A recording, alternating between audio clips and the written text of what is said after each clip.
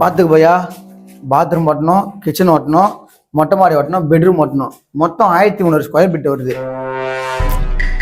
அச்சா சார், அச்சா முச்சிடலாம். சரி பையா, உனக்கு கூலி எவ்வளோ வாங்குற? உன் கூட வேலை செய்கிற ஹெல்ப்பருக்கு கூலி எவ்வளோ வாங்குற? சார் நம்மளுக்கு 1800 குத்துருங்க, ஹெல்ப்பருக்கு 1000 குத்துருங்க. உங்களுக்கு வேலையை சீக்கிரம் முச்சி தருது. டேய், 1800? யாரா நீ? இந்திக்காரன் தானே? உன் பேர் நான் ஃபர்ஸ்ட், எந்த ஊர் நீ? சார் நம்ம பேரு குமாரு. ஓ குமாரா? அந்த பக்கி இந்திக்காரன் அனுப்பிச்சு சொன்னா உங்களை அனுப்பிச்சு விட்டான். சாரி ப்ரோ, உங்க டைம் வேஸ்ட் பண்ணதுக்கு. நீங்க போய் உங்க வேலையை பாருங்க. என்ன சாரு, நம்மளும் இந்திக்காரு தான். புரியலே?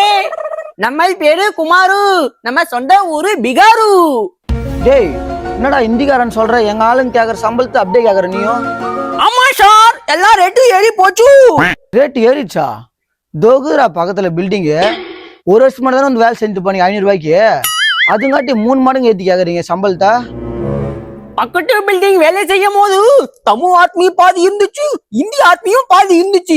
ஆனால இந்திக்காருக்கு யாரும் அதிகம் வேலை கொடுக்கறது கிடையாது. ஆனா இப்போ தமிழ் ஆத்மி எதுவுமே பில்டிங் வேலை செய்யறது கிடையாது. எல்லாமே ஊருகா போயிருச்சு. இப்ப பில்டிங் வேலை செய்யறது எல்லாமே நம்ம இந்திக்காரு தான். ஆனால உங்களுக்கு வேற வழி கிடையாது. நாங்கள் கேட்கிற சம்பளத்தை நீங்கள் கொடுத்துத்தான் ஆகணும். இல்லைன்னா உங்க வீடு இப்படித்தான் கட்டமண்டமா கிடைக்கும். என்னப்பா சொல்ற? தமிழ் ஆளுங்க ஒருத்தவங்க கூட இல்லையா?